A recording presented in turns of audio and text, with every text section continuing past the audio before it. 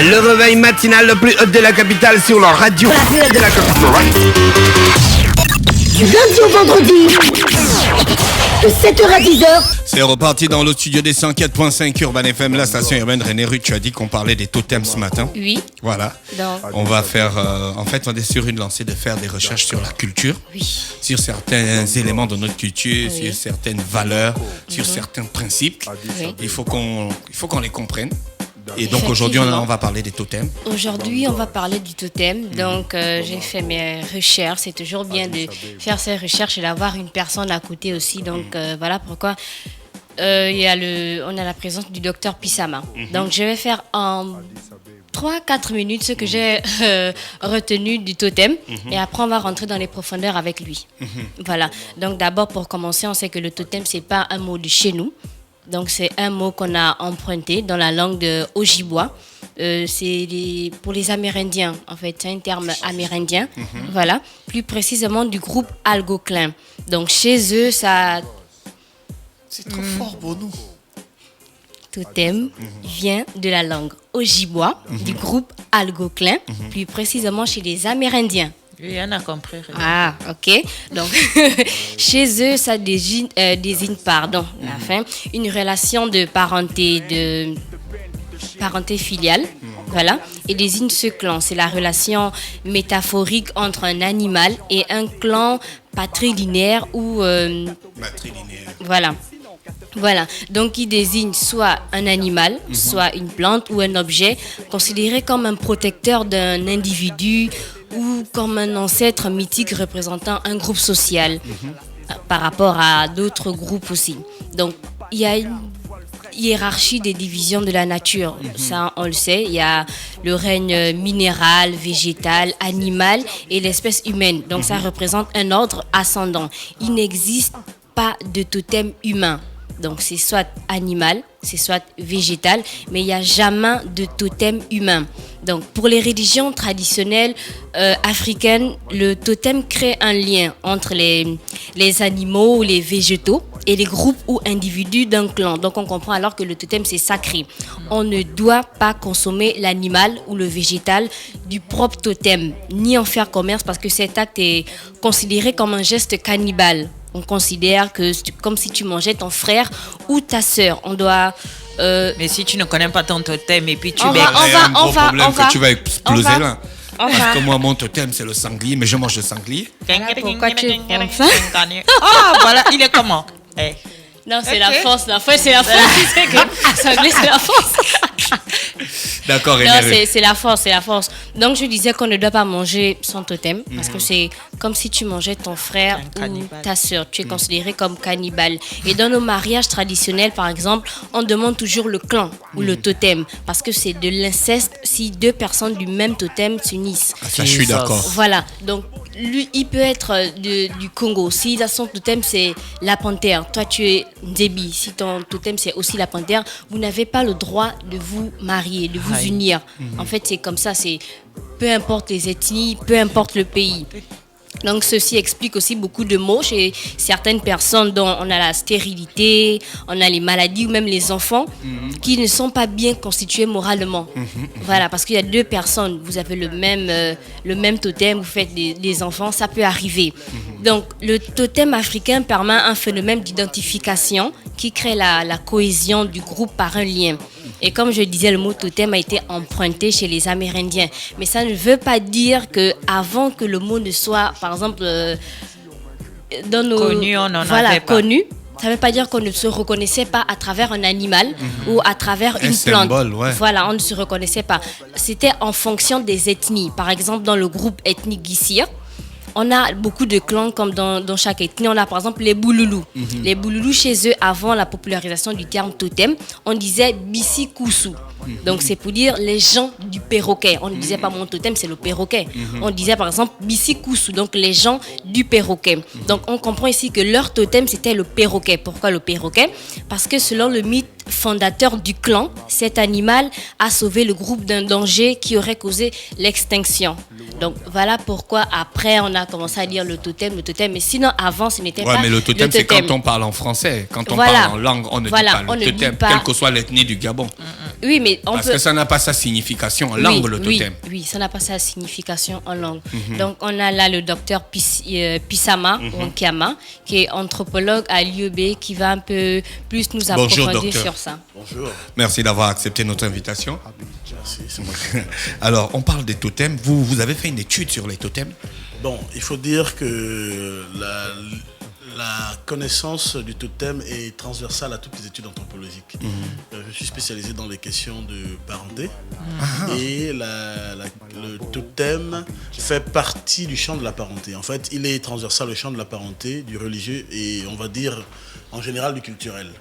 Donc, vous avez vu dans la définition, on parlait déjà que chez les Ojibwa, donc du groupe Algonquin, les Algonquins sont les Indiens de l'Est, du nord de l'Amérique. Donc, Avant d'aller plus loin, la parenté a-t-elle une importance grande jusqu'au niveau où on doit faire des études sur elle? Oui, parce que la parenté fonde même l'anthropologie. C'est-à-dire que l'étude anthropologique est née des études de la parenté.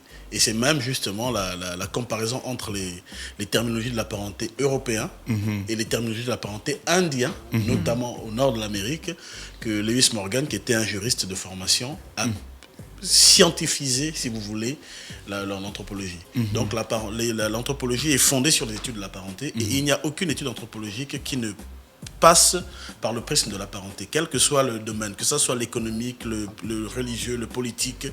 La particularité de l'anthropologie, c'est qu'elle va toujours, tous ces domaines vont être traversés par le prisme de la parenté. Pourquoi? Parce que ce sont les hommes qui agissent et ces hommes ont des représentations, c'est-à-dire c'est leur univers de sens qui va émaner sur leur façon d'appréhender les choses et le monde. Donc, je prends un exemple. Nous sommes ici, dans un studio de radio, et vous êtes des professionnels, mais tout à l'heure, j'ai entendu parler de grands frères, de petites sœurs. C'est des terminologies de la parenté, pourtant, ça n'a rien à voir avec votre travail. Mais simplement, les relations humaines et les relations sociales ont comme base ou comme toile de fond ce que représenterait la parenté, parce que la parenté est justement à la base de la socialisation. Mais donc la parenté est plus large que ce qu'on le croit. Mais bien sûr, c'est la parenté qui... Vous allez à l'église, vous n'avez aucun rapport avec le pasteur ou le prêtre, mais vous l'appelez mon père. Donc c'est un lien de parenté. Mais justement, parce que la parenté, elle n'a rien de biologique, elle est entièrement sociale et culturelle. C'est une invention. Mais c'est une invention importante parce qu'elle permet de comprendre l'ensemble des relations que les hommes peuvent tisser.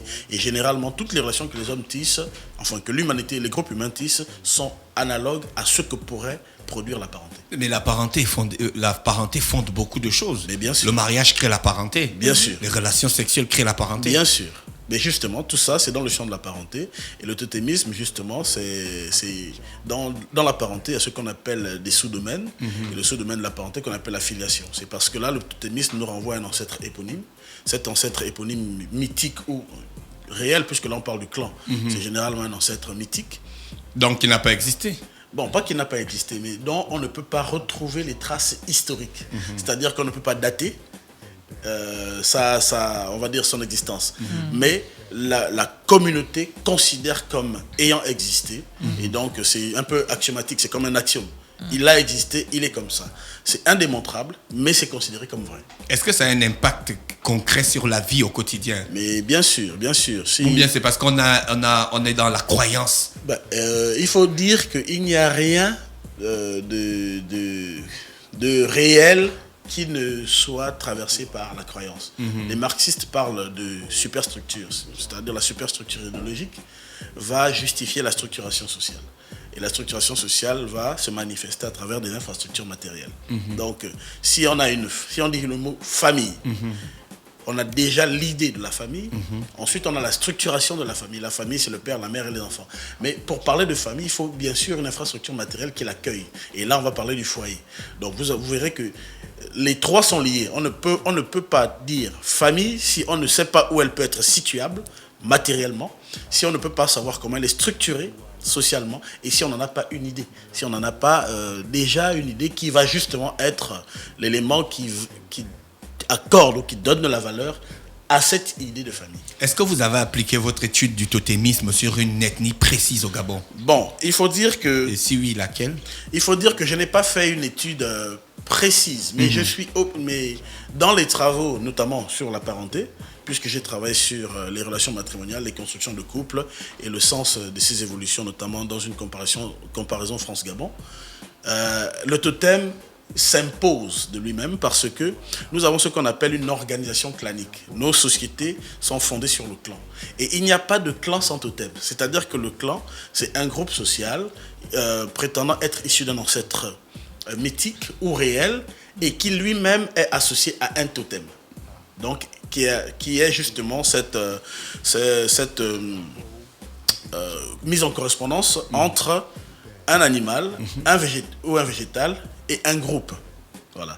Et dès que je parle de mariage, on va parler de clan, puisque le clan, il est obligatoirement exogame. C'est-à-dire que lorsqu'on appartient à un clan, à une organisation clanique, on n'épouse jamais à l'intérieur de son clan. Ouais, donc voilà la première. C'est ça que ça veut dire dépend des exogame. ethnies ou bien Non, Ça dépend des ethnies non, ou bien. ça ne dépend pas des ethnies. Ça ne dépend pas, ma chère. C'est pas une question ethnique, C'est c'est une ça. question de clan. C'est-à-dire que je disais que l'ethnie est une réalité diffuse. Le clan est une réalité sociale. Oui, parce que le clan va être structuré à partir de l'ancêtre éponyme. On n'a pas un ancêtre éponyme d'une ethnie. On a un ancêtre éponyme d'un clan. Ouais. Donc le clan, on peut dire mon ancêtre c'est tel dans le clan. Mais on ne peut pas dire mon ancêtre c'est tel dans l'ethnie. Vous voyez ce que je veux dire? Voilà. À partir donc de ce moment, lorsque il y a relation matrimoniale, c'est toujours une ethnie, plutôt un clan avec un autre clan. Ouais. Et donc là, l'incidence sociale de la présence du totem, c'est que le totem va définir l'identité de ceux qui vont s'unir. Si vous êtes d'une identité, je veux dire identique, sur la tautologie, il n'y a pas mariage. D'accord. C'est la première conséquence. Donc un Yingwing ne peut pas épouser un Yingwing. Impossible, parce que vous êtes de la même substance. Vous avez le même totem. Donc, même si vous êtes éloigné par l'espace et par le temps, vous êtes parenté. À partir de ce moment, la logique clanique, c'est l'exogamie. Donc, il n'y a pas... Sinon, c'est considéré comme un inceste. Voilà. Mais c'est quoi d'abord la différence entre totem et totémisme? Est-ce que c'est Bon, le totem, c'est la chose elle-même. C'est donc la chose, le symbole. Le totémisme, c'est l'ensemble des logiques qui sont autour de cette chose qu'on appelle totem. Donc, c'est l'ensemble des logiques, des pratiques et des considérations qu'il y a autour du totem. Donc, c'est un peu, si vous voulez, l'organisation qui va se faire autour de la chose totem. C'est ça le totémisme. Maintenant, il y a le système totémique lui-même. Donc, le système totémique, c'est l'ensemble des relations qu'il y a. Donc, c'est un système, c'est un ensemble donc, de relations entre des éléments d'un système. Voilà, c'est qui va faire qu'il y a une série culturelle qui correspond toujours à une série naturelle. Vous voyez, le totem, c'est un animal, une plante ou un minéral. Série naturelle va correspondre à une série culturelle. Donc, là, on disait clan. Le clan, je vous ai dit que la parenté, c'est une invention humaine. Donc, le clan, c'est un ensemble de personnes qui vont se dire descendants de tel et qui vont correspondre à la série naturelle ou telle plante ou tel animal ou tel minéral. Vous voyez? Donc, d'accord. Moi, il y a une question d'un auditeur. Mais qu'est-ce qui fait qu'un clan ne peut pas épouser dans le même clan? Qu'est-ce qui force l'application de cette logique clanique? Pourquoi l'être se sent obligé de ne pas épouser dans son clan? Bon, il y a plusieurs raisons, mais une des raisons les plus intéressantes, c'est celle de Claude Lévi-Strauss. Claude Lévi-Strauss, qui est un anthropologue qui a justement été l'un des fondateurs qui a modernisé l'anthropologie de la parenté. Claude Lévi-Strauss parle de la prohibition universelle de l'inceste. C'est-à-dire qu'il faut considérer que l'inceste n'est pas la relation sexuelle, c'est pas physique. Enfin, il ne faut pas le voir au point biologique. L'inceste, il est d'abord une considération. Mais le problème, c'est que cette considération de ne pas avoir et relation sexuelle et in fine, parce que vous savez, le mariage, c'est la privatisation d'une relation sexuelle. C'est le droit de privatiser une relation sexuelle. C'est ça le mariage. Non, là, je ne kiffe pas. Là, je suis bloqué. Non. Là, je suis bloqué. Non, ça bug. Bon. La carte mémoire On a est faible. l'inceste. Au niveau élecmentaire, l'inceste, c'est une relation avec un proche. Oui. Un parent, Un forcément. proche biologique ou un proche clanique? Voilà. Vous voyez, je n'ai pas précisé pourquoi. Parce que maintenant, ça dépend des sociétés. Ce qu'on va appeler la proximité de parenté dépend de la société qui produit cette parenté. Donc, dans les sociétés gabonaises, notamment, et précisément la société guissière à laquelle j'appartiens, je n'ai pas le droit d'avoir une relation sexuelle avec une fille Minanga parce que je suis matrilinéaire Minanga. Toutes les Minanga, toutes les femmes Minanga sont considérées comme mes mères. Toutes les femmes Minanga, parce que ma mère est Minanga. Je suis donc Minanga. Toutes les femmes Minanga sont mes mères. Je ne peux donc pas me permettre d'avoir une relation sexuelle avec elle, même si elle n'est pas de ma famille, même si elle n'est pas de mon village, même si je ne la connais pas. Ça veut dire que dès que j'ai connaissance qu'elle est Minanga, Le fait d'appartenir au même clan. c'est déjà un interdit. Pourquoi? Parce que toutes les sociétés ont des normes. Les normes sont sociales et culturelles. Et les normes, on ne va pas toujours expliquer pourquoi il y a une norme. Mais le principe, c'est que toute forme organisée est normative ou est normée. Et le fait qu'il y ait une norme, entraîne qu'il y ait une sanction si on enfreint la norme. Mais ça, c'est quand on est dans par exemple, le même pays, au Gabon. Mais il n'y a pas des Minanga, enfin, je ne sais pas, par exemple, au Congo. Bon, pourquoi D'accord. Le Minanga, ça signifie quoi? Non, Minanga, c'est le nom du clan. D'accord. Maintenant, au Congo, pour savoir... Mais ils ont un totem, non? Voilà. D'accord. Donc, c'est le maintenant totem- la correspondance totémique. C'est pourquoi une correspondance interlignagère ou interclanique se fait par le totem. Donc, au Gabon, je prends un exemple. Chez les Guissières, par exemple, le clan perroquet. Himondou, eux, ils ont comme totem, donc les Boupétis et les Himondou ont l'éléphant et la panthère. Donc, dès que je suis ailleurs, s'il faut parler mariage, on va demander, c'est quoi ton totem? Parce que le mot pour dire le clan n'est peut-être pas le même. Mais les correspondances vont se faire à partir des totems. Et donc là, quand on va dire le totem, c'est la panthère, c'est fini. Les personnes là disent, ah mais ce sont nos frères. Donc, si Mais vous n'êtes pas dans forcément une autre parenté aussi. ethnie du Gabon, par exemple, moi je suis fan, si dans une autre ethnie du Gabon, il y a un clan qui a le sanglier comme totem, Oui. je ne peux pas épouser. Tu ne peux pas épouser parce que vous êtes consubstantiel. Puisque vous descendez de la même substance, on a dit le totem est ce représentant, cet ancêtre éponyme duquel découle le clan. Mais vous avez la même substance, c'est comme ton père et ta mère, tu as la même substance que tes frères et tes sœurs. Donc, du coup, tu ne peux pas épouser ton frère ou ta sœur parce que vous avez la même substance. C'est exactement la même chose avec le totem. Est-ce que la matrilinéarité ou la patrilinéarité et le mariage peuvent avoir un impact dans les unions? Mais bien sûr, Dans les unions qui vont déformer les totems. Par exemple, je prends un exemple. Et je vais comprendre l'impact. C'est compliqué, mais bon, c'est intéressant. Quand chez les femmes, quand un homme épouse une femme, Oui. elle prend l'ethnie de son mari. D'accord. Donc si j'épouse une femme et Sandone par exemple, Oui. elle devient une femme Yengui. Oui, D'accord. non, elle devient la femme de Yengui. Mais je vous signale qu'elle ne perd pas son identité de départ. Elle n'arrête pas d'être Essandone. Mais elle devient... En fait, il faut savoir que dans le cadre des patrilinéaires, il y a une petite différence qui s'amorce par rapport au matrilinéaire. C'est vrai. Les droits sur la femme sont plus élevés pour des raisons qu'on peut expliquer, aussi bien économiques, politiques que juridiques. Il faut aussi comprendre un peu l'histoire. Est-ce qu'à l'époque on avait le juridique? Oui, le juridique a toujours...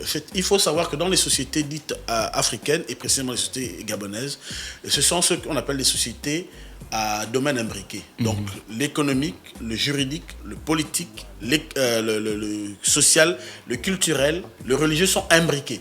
Je prends un exemple simple. Le jour d'un décès. Le décès, la mort est considérée comme un domaine religieux. Parce que ici, on parle de métaphysique, de surnaturel. Donc, on a des rites pour la mort, qui accompagnent le mort. Mais quand vous faites ces rites, il faut savoir que faire accomplir un rite, c'est dégager des moyens. Donc, il y a l'économique déjà dans le religieux. Accomplir un rite, c'est respecter un certain code.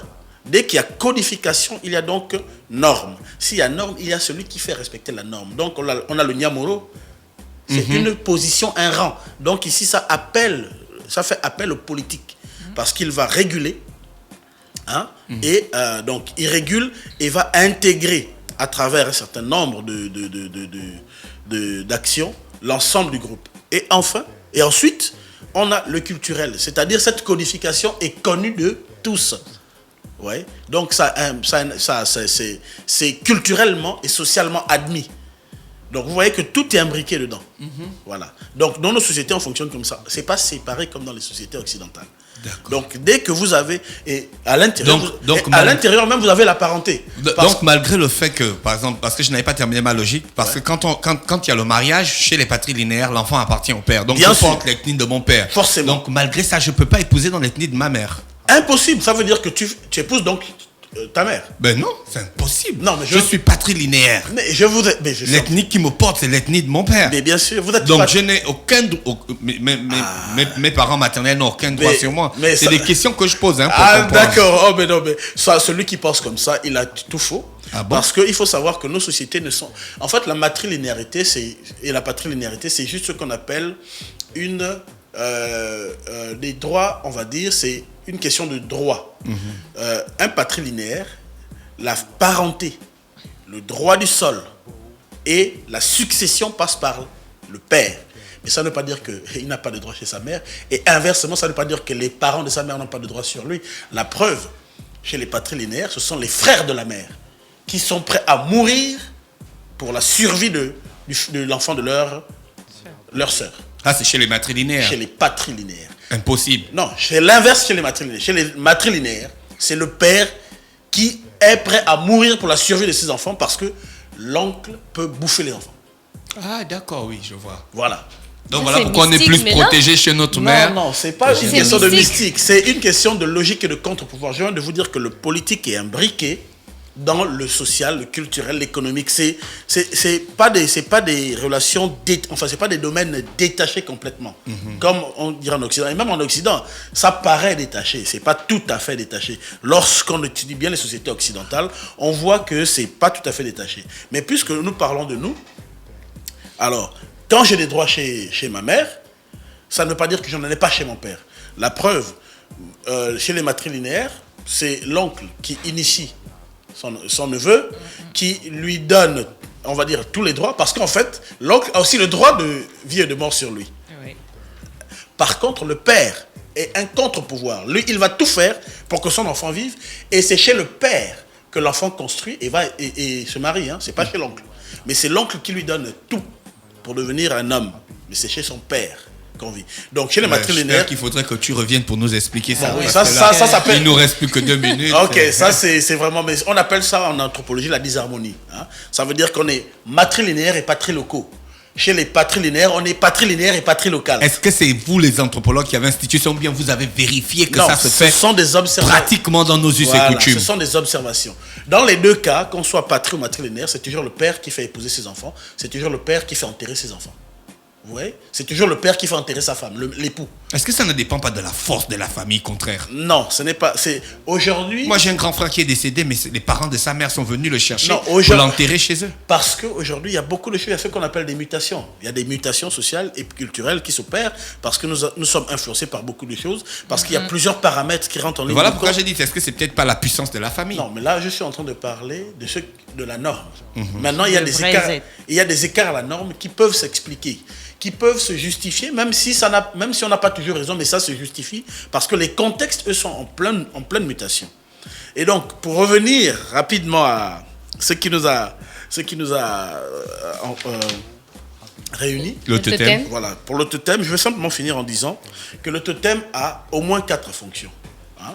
La première fonction du totem, c'est la solidarité du groupe auquel se réclame. Donc, il y a identification et solidarité. Donc, si toi et moi, on se retrouve et on est du même clan, on a donc le même totem. Ça, on a une obligation de solidarité. Donc, on s'identifie, on est solidaire. Ensuite, il y a la fonction régénératrice du groupe. En vertu de la règle de l'exogamie, le totem va survivre parce que je vais toujours épouser ailleurs. Si je suis patrilinéaire, mon totem survit parce que, à travers mon épousaille, je fais des enfants qui vont aura le même totem forcément. Le même totem. Si je suis matrilinéaire, c'est pareil. Les enfants vont appartenir au totem de la mère. Et ensuite, il y a une fonction intégratrice. Donc, le totem permet d'intégrer et de socialiser les membres de la même communauté. Et enfin, le totem est un élément de protection. C'est-à-dire que c'est cet élément de la nature considéré comme protecteur du clan, du groupe. C'est pourquoi il y a des rites, les cultes aux ancêtres, des rites qui renvoient à, et les interdits, justement, liés au totem. Parce qu'il protège, il est censé protéger. Par exemple, chez les Himondu, on disait que, à l'époque, puisque leur totem c'était l'éléphant, ils avaient interdiction de consommer l'éléphant, de chasser l'éléphant et tout le reste.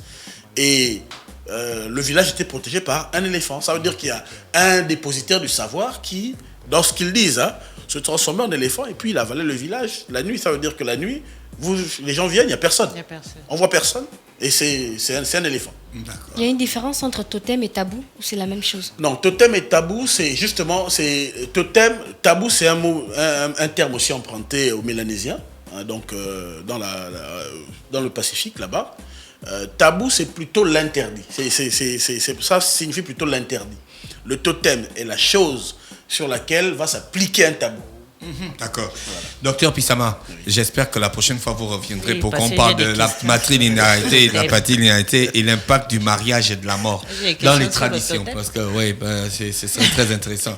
Donc on vous remercie d'avoir accepté notre invitation. C'est moi qui vous remercie. Et j'espère que la prochaine fois vous aurez l'occasion d'être avec nous.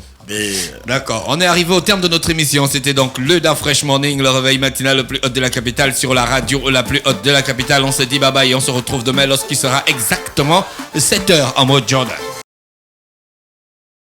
Urban FM 104.5. Urban FM, toujours dans le barrio, proche des éléments. On fait passer les chariots à chaque événement. Général en costard. Urban FM, c'est cool, c'est fun. En fait, jamais une radio n'avait été aussi musicale. Et si on refaisait le hip-hop?